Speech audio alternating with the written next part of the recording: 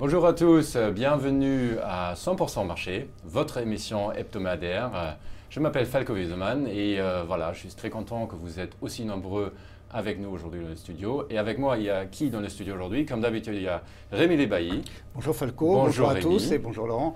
Bon, Rémi est le rédacteur en chef d'hebdomadaire d'Investir. Et comme veut la tradition, on a aussi Laurent Albi à ma droite. Bonjour Laurent. Bonjour Falco, bonjour Rémi, bonjour à tous. Bon, Laurent est le président de l'AFAT, l'Association française d'analyse technique. Donc, on va commencer tout de suite avec la première rubrique, le bilan de la semaine. Et je dis voilà, le jingle s'il vous plaît.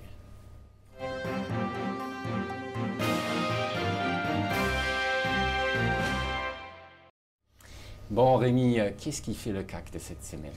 Le CAC, il a bien progressé. C'est tout simplement la plus forte hausse hebdomadaire depuis le début de l'année, avec une hausse, une évolution du CAC 40 vraiment en deux temps. Alors on en avait un petit peu parlé la semaine dernière, puisqu'on avait fait un numéro spécial compte tenu de la très forte évolution du lundi lendemain du premier tour des élections présidentielles. Donc là, on va faire un bilan plus global, mais en fait, la semaine s'est résumée au lundi, puisque le marché a gagné 4,14% le lundi, et qu'ensuite, les jours suivants, il est resté quasiment stable. Si je prends un chiffre, il a terminé le lundi à 5268 et il a terminé le vendredi à 5267 points, notre CAC 40. Donc vraiment, une semaine en deux temps. Tout d'abord, une réaction, un ouf de soulagement après le premier tour des élections présidentielles et le fait qu'on ait évité le scénario catastrophe pour les marchés d'un match entre Mélenchon et Le Pen au deuxième tour, donc avec la présence au deuxième tour d'un candidat plutôt pro-européen avec Emmanuel Macron face à un candidat plutôt souverainiste, Madame Le Pen. Donc un certain soulagement du marché. Et puis ensuite, on est revenu dans des hésitations qui sont finalement assez logiques. Le marché est tout de même à son plus haut niveau depuis janvier 2008, donc ça nous ramène à l'époque de la crise des subprimes. Donc un marché qui se tient bien tout de même actuellement. Bon, excellent. Merci beaucoup Rémi pour ces mots pour le CAC 40. Donc on va regarder surtout aussi les marchés. Donc on va regarder le CAC 40 avec Laurent. Effectivement, Falco, un CAC 40 qui continue donc de bien se comporter. Alors il faut quand même remarquer que la semaine dernière a été totalement atypique, d'une part par cette ouverture en gap haussier de 4% de lundi matin, mais également par cette mer d'huile qu'a été l'indice parisien pendant toute la semaine, c'est-à-dire qu'on est monté pendant la première heure et après, pendant 4 jours, nous n'avons absolument plus rien fait.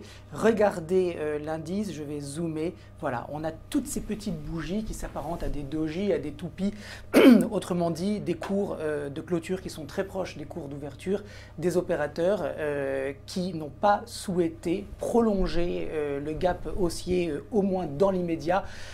Il me semble que maintenant nous allons continuer sur ce mode opératoire jusqu'au deuxième tour. Ça m'étonnerait qu'on ait beaucoup de hausse avant dimanche. On remarque néanmoins qu'il n'y a pas eu de pression vendeuse sur le CAC 40 cette semaine. Ça veut dire que les opérateurs ont tenu leur position. Si on prend un petit peu de perspective, il faut rappeler que le CAC 40 a donc pris 8,5% depuis le début de l'année, qu'il a pris 18,5% depuis un an, et que si on extrait donc ce contexte politique extrêmement dense actuel, on est quand même sur un indice qui a très bien performé, et ce qui explique qu'on a des opérateurs maintenant qui attendent de nouveaux catalyseurs, la victoire d'Emmanuel Macron en serait un, évidemment. En tout cas, pour le moment, on est obligé de constater qu'on a un indice qui fait du surplace et qu'on va donc accompagner, comme la semaine dernière et la semaine d'avant. Vous savez maintenant que mon biais est haussier sur le CAC 40. Tant que nous ne voyons pas de figure de retournement, tant que nous n'assistons pas à une phase de distribution, nous avons des opérateurs qui restent positionnés à l'achat, même si le timing de la reprise de la hausse sera évidemment extrêmement compliqué à anticiper. En tout cas, a priori, dimanche prochain sera un jour important. Donc, dans ce contexte haussier, j'ai choisi un turbo call, vous l'avez compris, de code SQ42B. Un mot Falco avant d'en parler. J'ai mis une barrière désactivante sous ce niveau à 4980, justement parce que si on devait casser, la barrière désactivante est à 4950, si on devait déjà combler le gap et casser le support, alors là pour le coup, je crois que la tendance haussière de très court terme, elle serait à revoir. Donc on est bien à l'abri, j'ai envie de dire, avec une barrière désactivante sous le support. On peut peut-être ajouter qu'au-delà du contexte politique, le contexte économique est quand même plutôt bon pour les grands indices mondiaux et donc pour le CAC 40, avec un environnement macroéconomique favorable. Les PMI qui ont été encore publiés ce matin sont bons et traduisent même en Europe une croissance instantanée presque de 3%, ce qui est au-delà du rythme normal de croissance en Europe. Ça, c'est le premier point. Et puis ensuite, mais on y reviendra tout à l'heure dans les tops et les flops, les chiffres d'affaires ou les résultats trimestriels qui sont publiés actuellement en Europe et aux États-Unis, mais tout particulièrement en Europe, sont vraiment très bons et assez positifs. Donc on se dit que si le verrou politique saute, il y a peut-être de la place pour poursuivre cette hausse, et ça rejoint votre analyse graphique. Bon, merci beaucoup Rémi, merci beaucoup surtout aussi Laurent pour cette analyse du CAC 40. Comme disait Laurent, ce produit-là, quand vous présente, ou surtout le Turbo Call sur le CAC 40, il a une barrière désactivante. Donc ça veut dire quoi désactivante? Ça veut dire aussi que dans tous les produits qu'on va vous présenter dans cette émission, il y a toujours le risque que vous perdez tout votre investissement. Pour éviter ça, il faut absolument que vous allez vous former avant d'investir. Donc je vous invite d'aller sur notre site d'internet produitsbourse.bnpparibas.fr pour vous former à l'aide des vidéos et brochures qu'on a sur notre site. Bon, je vais vous présenter maintenant le Turbo Call sur le CAC 40, SQ42B, qui a un prix d'exercice et une barrière désactivante de 4950, qui a une levier de 17,54 et une échéance du 15 septembre 2017. Et actuellement, ce matin, son prix était de 2,56 €, son prix de vente pour un CAC 40 à 5279,98 €. Et voilà, et donc avec cette Turbo Call sur le CAC 40, on va retourner sur le deuxième part de la bilan de la semaine. Et on va parler de l'euro, Rémi, non? Oui, alors avant, on va dire un mot quand même, puisque sinon nos auditeurs nos téléspectateurs seraient déçus si on ne parlait pas des marchés américains qui se sont tout de même encore très bien tenus sur la semaine, notamment d'ailleurs au lendemain de l'élection, du premier tour des élections présidentielles françaises. Le marché français était un peu le marché directeur pendant une journée. Une fois n'est pas coutume. Une fois n'est pas coutume, exactement. Et donc les grands indices américains ont continué à progresser durant la semaine, même s'il y a eu une petite déception du côté des réductions d'impôts, puisque le discours du secrétaire au Trésor n'a pas apporté grand-chose, et donc a un petit peu déçu les investisseurs, mais quand même un marché américain qui se tient bien. Alors j'en viens maintenant à un euro qui lui aussi se tient bien face au dollar. Il y a eu clairement, à la veille des élections, la parité était à 1,0725, et elle a monté d'un cran le 24 avril, c'est-à-dire le lendemain du résultat du premier tour, puisque l'euro a gagné 1,5 centime environ, et puis ça a continué, alors plutôt doucement, mais on est maintenant dans la zone clairement des 1,09, donc un euro qui se tient bien face au dollar. Alors est-ce que cela va continuer? Laurent, la réponse? Oui, c'est peut-être. C'est la bonne question, Rémi. Effectivement, qu'est-ce qui va se passer avec l'euro? Alors, l'euro, il est dans un contexte technique qui est intéressant parce qu'il a réussi à s'affranchir d'un niveau extrêmement important. Vous le voyez ici, Rémi en a parlé, c'est le 1,0860, 1,09. C'est une zone qui est travaillée. C'est une ancienne zone de résistance, je l'ai indiqué ici. C'est également au-dessus d'une moyenne mobile à 200 périodes qui, dans le contexte quotidien de l'euro, est une moyenne mobile importante parce qu'elle a servi de support et ensuite de résistance. On est dans un contexte maintenant qui est haussier pour l'euro, j'ai envie de dire haussier lent. On voit bien que depuis le mois de janvier, l'euro s'est apprécié notamment face au dollar, mais on voit bien qu'il n'y a pas beaucoup de vitesse. Alors, il y a eu un événement important avec les résultats du premier tour de l'élection présidentielle, c'est ce gap. Ce gap est important car il ne doit pas être comblé. S'il l'était, alors ça voudrait dire qu'on a fait une fausse sortie haussière et qu'on va vraisemblablement retourner en consolidation, c'est-à-dire un euro qui va continuer d'osciller à l'équilibre avec le dollar.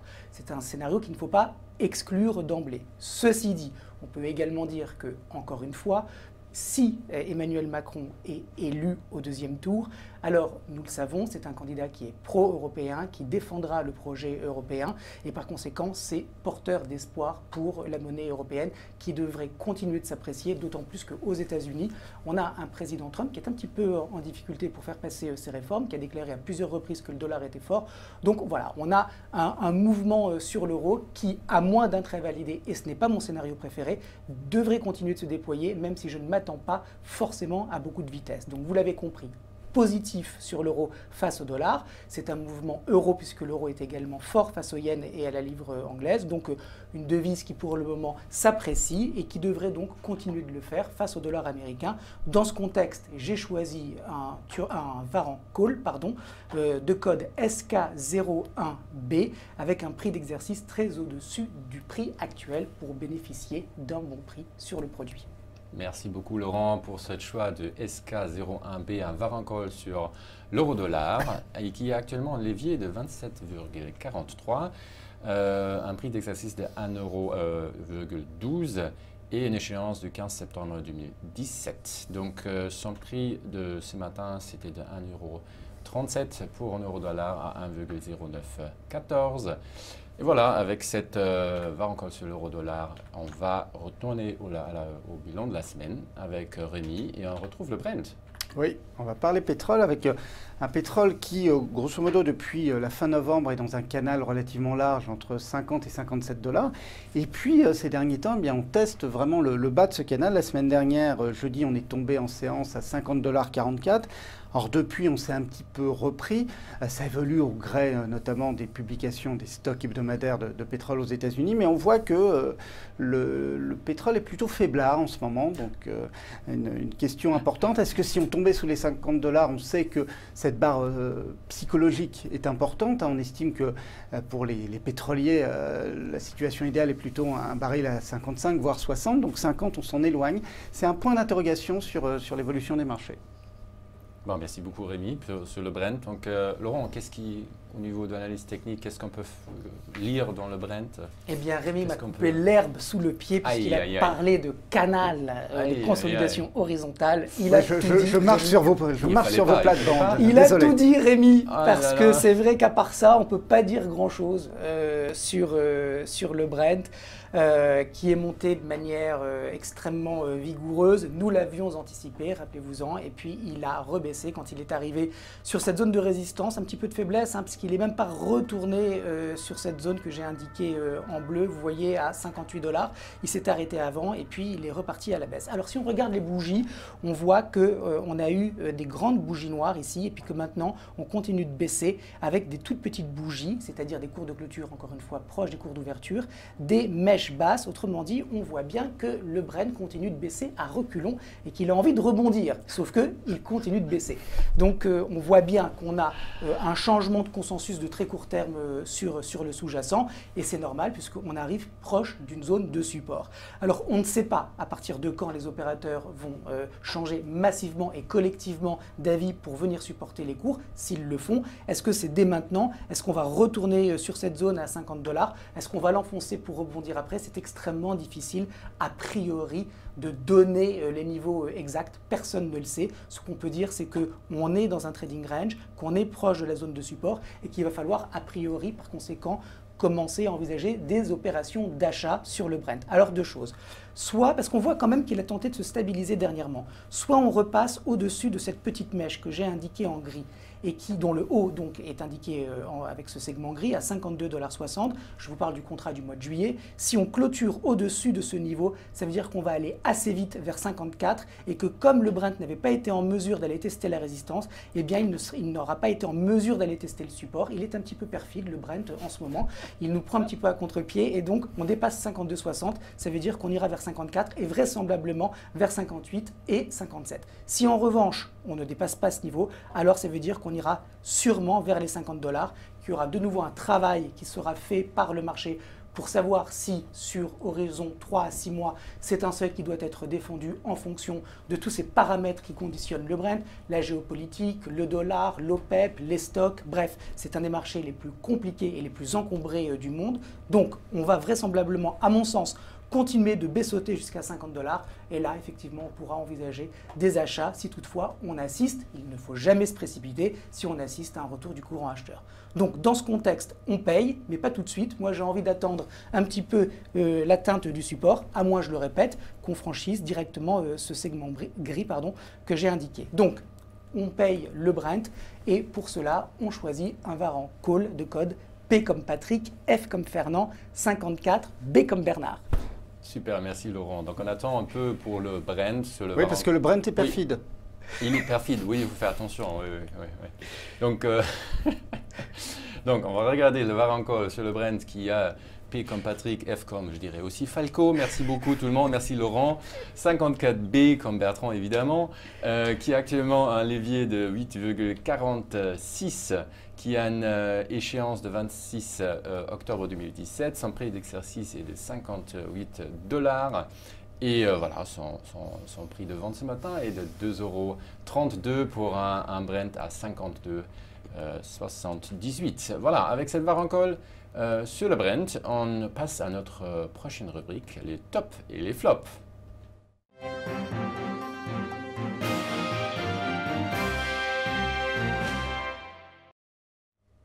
Alors, Rémi, on a qui dans les tops cette semaine? Alors, les tops, ils sont totalement liés aux publications de chiffres d'affaires et de résultats semestriels. Alors, en tête de ces tops, c'est Eramet. Eramet qui a gagné plus de 21% sur la semaine, et essentiellement lors de la séance de vendredi, puisque le titre a gagné 18%. Alors pourquoi? Bien tout simplement parce que la société a publié un chiffre d'affaires excellent, en hausse de 28%, avec notamment une hausse de la production et une hausse des prix. Donc tout va bien pour Eramet, même si la visibilité sur cette valeur est quand même assez difficile à percevoir, mais c'est de loin le top de la semaine. En deuxième, c'est Kering, une valeur du CAC 40 qui a bondi de 15%. Et là aussi, le chiffre d'affaires a été excellent, plus 28,6% à données comparables. Pour une société de la taille de Kering, donc une société du CAC 40, c'est assez rare. Alors ça traduit aussi un secteur du luxe qui se comporte très bien, parce que si Kering a gagné 15% sur la semaine, LVMH a quasiment gagné 10%. LVMH avait publié la semaine précédente, lui aussi, un bon chiffre d'affaires. Et puis LVMH a annoncé une restructuration avec la reprise des activités de Dior Couture qui a été bien accueillie par le marché. Et puis si on continue encore sur ces tops, il y a Téléperformance, une société un peu plus petite mais qui se comporte très bien. Là, la croissance a été de plus de quasiment 12% à données comparables, donc plus que ce qu'attendait le marché. Donc là aussi, ça traduit ce que j'indiquais dans le bilan de la semaine, c'est que les publications en général sont quand même très bonnes. Dans l'ensemble, lors des publications trimestrielles, on a des croissances de chiffre d'affaires de 3, 4, 5%. Là, on a des chiffres d'affaires qui progressent certaines fois à 2 chiffres et assez souvent autour de 5-6%. Donc, une bonne tonalité, un bon premier trimestre. Et puis, j'ajouterais ST Microelectronics aussi, qui a bien progressé, plus 8,8%. Alors là, le chiffre d'affaires est un petit peu plus ambigu à interpréter. En séquentiel, c'est-à-dire par rapport au dernier trimestre de 2016, il est en léger recul, mais on attend une progression au trimestre suivant, et puis une progression de la marge brute. Et il y a également un autre élément favorable, il y a un petit peu une révision de la gouvernance avec la montée au sein de l'organigramme du directeur général adjoint, monsieur Jean-Marc Chéry, ce qui est plutôt bien perçu par les investisseurs. Excellent, merci beaucoup Rémi. Donc, pour moi, c'est toujours un peu difficile de prononcer des mots un peu longs. Donc, ST Microelectronics. Bravo Falco. Merci. Donc, on va le regarder ensemble. On peut l'appeler ST Micro. ST Micro, voilà. ST Micro, alors, avec Laurent, qu'est-ce qu'il y a dans cette charte? Alors, effectivement, donc j'ai choisi ST Micro. J'aurais pu choisir Kering, mais alors techniquement, c'est un peu compliqué Kering, parce que quand on a un titre qui a tellement progressé, je crois, Rémi, que Kering a pris 100% depuis le mois de juillet dernier, à peu près. Gap haussier, sommet historique, on est sur une fusée stratosphérique, donc proposer quelque chose sur ces niveaux de prix, c'était pas évident. J'ai préféré ST Micro. Qui a bien monté aussi. Qui a bien monté aussi, mais qui est un petit peu plus calme malgré tout. Pourquoi? Parce que regardez, on a quand même bien consolidé ici la hausse précédente, c'est-à-dire qu'on a des opérateurs qui ont effectivement pris leurs bénéfices sans toutefois mettre le titre en correction, puisque tout de suite on a eu, vous le voyez, du soutien sur ST Micro, sur ce niveau à 13,34. Alors moi, ce que j'ai particulièrement apprécié sur le titre, c'est cette résistance à 14,77 € qui a été testée une deuxième fois, puis une première fois, une deuxième fois, une troisième fois, une quatrième fois. Là, la réaction est toujours la même. On a des vendeurs qui se présentent et qui vendent leur titre. Le titre reflue sans toutefois enfoncer cette grande bougie blanche, c'est important. Et on casse, on franchit la résistance dans la foulée. Autrement dit, pour moi, on a une tendance haussière qui est rafraîchie et ST qui devrait continuer donc son ascension, d'autant plus qu'on a un MACD, vous le voyez, qui en bas a croisé à la hausse. Autrement dit, on a de nouveau une accélération du titre à court terme qui montre qu'il y a une réapparition du momentum. Dans ces conditions, nous avons un titre qui n'est pas suracheté, qui s'est reposé et qui repart. Le timing est bon pour rentrer sur ST Microelectronics si vous n'y êtes pas déjà. Et dans ce contexte, donc, acheter un Varan Call, c'est intéressant. Son code est le TE60B. Bon, merci beaucoup Laurent pour cette analyse sur ST Micro ou ST Microelectronics. Bon, je suis tombé dessus, voilà, très bien. Donc on a un Varan Call sur ST Microelectronics TE60B qui a actuellement un levier de 6,14 qui a une échéance de 15 septembre 2017. Et un prix d'exercice de 17 €. Et voilà, ce matin, son prix de vente était de 4 centimes pour un prix de ST Microelectronics de 15,051. Et voilà, donc après tous les flops, après tous les tops, il y a évidemment des flops aussi, non? Oui, on trouve quand même des flops, même difficile. si on en trouve, même si, je me répète, les chiffres d'affaires sont plutôt bons. Il y a quand même des sociétés qui ont déçu, et c'est le cas notamment de BIC, qui a perdu plus de 13%. Alors, tout simplement parce que son chiffre d'affaires n'a pas été au rendez-vous. Il a baissé de 4% à données comparables, notamment à cause de mauvaises ventes dans le domaine de la papeterie et des rasoirs aux États-Unis. Voilà, il y a deux barbus ici. On le voit chez moi et chez Rémi. Voilà. Donc clairement, il faudra faire un vote en fait, qui garde son barbe. En fait. Voilà. Moi, je suis pro que vous deux gardez votre barbe. Ça ne fait pas les affaires de BIC. Voilà, ça ne fait pas les affaires de BIC, exactement. D'ailleurs, ça illustre aussi le fait que, on l'a vu, en dehors de la séance exceptionnelle de lundi, le marché a été assez stable globalement lors des séances suivantes, mais on voit au travers de nos tops et de nos flops qu'il y a de très très fortes variations d'une valeur à l'autre. Donc il y a quand même des choses assez intéressantes à faire sur le marché. Deuxième flop, c'est Technip FMC, c'est un flop au sein du CAC 40. Alors c'était la première fois que la société publiait ses comptes joints entre Technip et FMC, puisque la fusion a été officialisée et bouclée au début du mois de janvier. Alors les chiffres sont toujours un petit peu difficiles à interpréter. Technip FMC évolue aussi dans le secteur du parapétrolier qui a quand même toujours des difficultés. Les valeurs pétrolières vont mieux. Pour le parapétrolier, c'est un petit peu plus compliqué. Donc une baisse de Technip FMC. Et puis troisième flop, toujours au CAC d'ailleurs, Lafarge Holcim qui a perdu 3,9%. Alors ça peut évoluer dans la semaine puisque la société publie son résultat trimestriel cette semaine. Je crois que c'est demain. Mais là, la société a baissé en raison de problèmes de gouvernance, avec la démission d'Eric Olsen, son directeur général. On en avait un petit peu parlé la semaine dernière. Grosso modo, il a été déclaré ni responsable ni coupable de ce qui s'est passé au niveau de la société en Syrie, puisque la société aurait versé des commissions aux organisations de l'État islamique. Mais lui n'était pas au courant, mais il a tout de même démissionné et le titre a baissé. Bon, merci beaucoup Rémi pour ces flops. Et je dirais, on passe à notre prochaine rubrique qui s'appelle le Focus.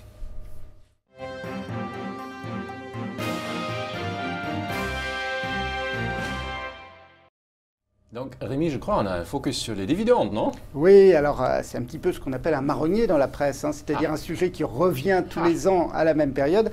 Mais c'est logique, hein, puisqu'on est en pleine... on va aborder la période de distribution des dividendes. Hein.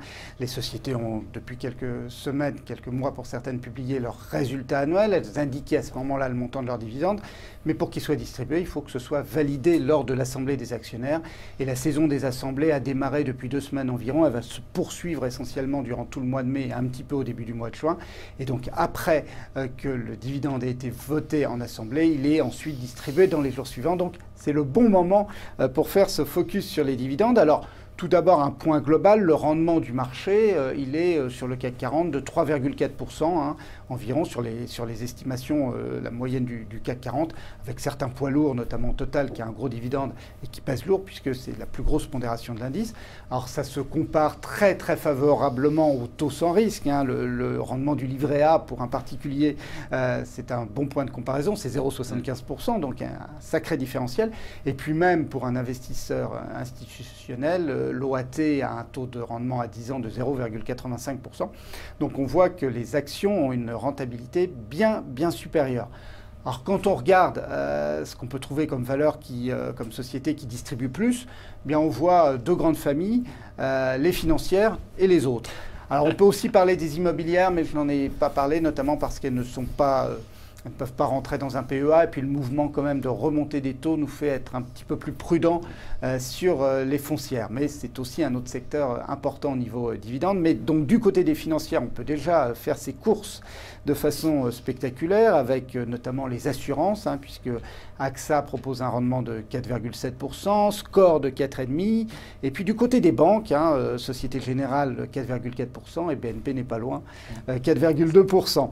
Et puis aussi dans les sociétés de gestion d'actifs, Amundi est un petit cran en dessous, mais c'est aussi dû au beau parcours du titre, 3,6% de rendement. Et si on ne s'intéresse pas aux financières, bien on trouve aussi des forts rendements dans d'autres secteurs, notamment le pétrole, hein, je l'ai évoqué avec Total qui donne du 5,2%.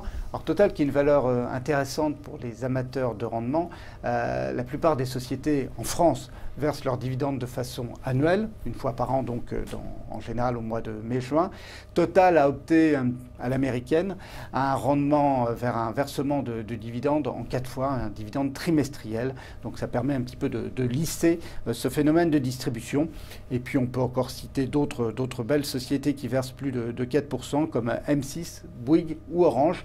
Donc le dividende, c'est un plus, ça donne une rémunération régulière. On voit que sur la performance à long terme des actions, le versement du dividende est essentiel. Hein, ça fait sur longue période plus de la moitié de la performance, le dividende.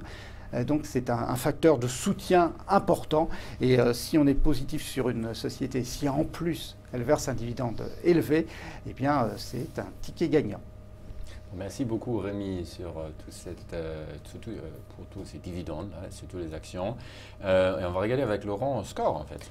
Effectivement, j'ai retenu Score qui fait partie du secteur des services financiers, un secteur qui est fort actuellement, et un titre, vous le voyez, qui a progressé de manière très linéaire, très régulière, une belle structure haussière, avec un gap haussier récent et un titre qui repart à la hausse. Alors en zoomant un petit peu, regardez, on a eu ce qui se passe aujourd'hui, eh bien ça s'est passé par le passé, regardez, on avait cette résistance, on a fait un gap un petit peu en dessous, mais dans l'esprit, on s'affranchissait de ce niveau, on a progressé et puis on a consolidé derrière. Eh bien, c'est un petit peu la même chose actuellement. Vous le voyez, on a une ligne de tendance haussière qui est passée à proximité des prix à 32,50 €. Nous avions également une moyenne mobile à 50 périodes. Nous avions un MACD qui a recroisé à la hausse sur des niveaux qui étaient bas. Autrement dit, une tendance haussière qui est de nouveau confirmée et qui devrait donc continuer d'emmener les cours vers de nouveaux plus hauts. Alors comme objectif, 37 et puis 40, c'est pour les prochaines semaines. En tout cas, on est sur un titre qui se comporte très bien techniquement et par conséquent, on recommande un VAR en call pour accompagner cette hausse de code SH23B. Excellent, merci beaucoup Laurent. Donc c'est le VAR en call SH23B qui est actuellement en levier de 9,37, qui a une échéance de 15 septembre 2017. Son prix d'exercice est de 38 €. Et voilà, son prix de vente ce matin à 26 centimes pour un prix de score de 34,81 euros. Donc, on va passer à notre prochaine rubrique à ne pas manquer.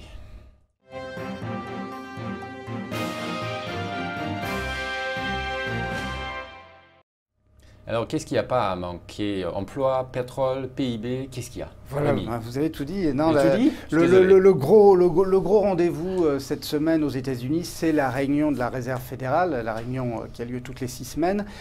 Donc c'est aujourd'hui et demain. Alors on n'attend pas a priori de relèvement des taux, ce serait une surprise si la Réserve fédérale décidait de relever ses taux cette fois-ci. En revanche, on peut supposer que Mme Yellen va donner des indications laissant entendre que ce sera pour la prochaine fois, c'est-à-dire pour la réunion du mois de juin. Et puis ce sera toujours intéressant d'avoir son opinion sur la santé de l'économie américaine, alors que le PIB du premier trimestre a un petit peu déçu, mais on a un peu l'impression que, comme je le disais, l'économie américaine comme l'économie européenne est sur une tendance plutôt positive tout de même. Donc à suivre demain soir le discours et le communiqué de Mme Yellen. Sinon, on a bien sûr, on aura vendredi, comme tout les premiers vendredis du mois, eh bien, le chiffre des créations d'emplois du mois d'avril. Les stocks hebdomadaires de pétrole, alors c'est un indicateur à ne pas manquer, qu'on a bien sûr toutes les semaines, mais dans le contexte actuel, avec ce pétrole qui est tout proche de la barre des $50, c'est vraiment un rendez-vous à suivre. Et puis plus traditionnel, les commandes à l'industrie de mars qui seront publiées jeudi. Dans la zone euro, j'ai parlé PIB pour les États-Unis. Il y a eu le PIB aussi français qui a été publié vendredi. Là, on l'aura pour la zone euro. Un indicateur, donc là aussi, à suivre. On verra si l'économie européenne est sur une voie d'accélération. On le souhaite. Et puis en Chine, les PMI. Alors les PMI sont publiés un petit peu partout dans le monde, mais on suivra tout particulièrement celui de la Chine. On a eu le manufacturier ce matin. Il était plutôt bon. On attend le non manufacturier. Je crois que c'est jeudi. Et puis du côté des entreprises, alors là, eh bien, c'est toujours les publications de résultats. Elles sont un peu moins nombreuses que la semaine dernière. Rappelons que la semaine dernière, il y avait 18 sociétés du CAC 40 qui publiaient leurs chiffres d'affaires ou leurs résultats trimestriels. Cette semaine, on en a 6, à commencer demain par BNP, Lafarge-Holcim, on en a parlé il y a quelques minutes, et Solvay.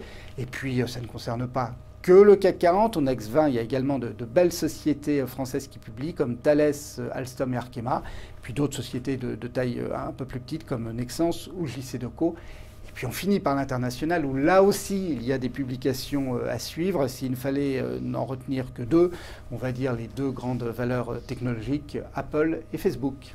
Merci beaucoup, Rémi, pour cette année pas manquée et pour toute l'émission. Merci beaucoup aussi, Laurent, pour les analyses techniques. Moi, il me reste de vous donner rendez-vous pour la semaine prochaine. On a, d'abord, cette semaine, on a le 4 mai, on a le webinaire revue technique des marchés avec Laurent ensemble. Et après, la semaine prochaine, mardi, le 9 mai, évidemment, on a 100% marché à midi. Donc, merci d'avoir été avec nous pour cette émission de 100% marché d'aujourd'hui et à la semaine prochaine. Au revoir.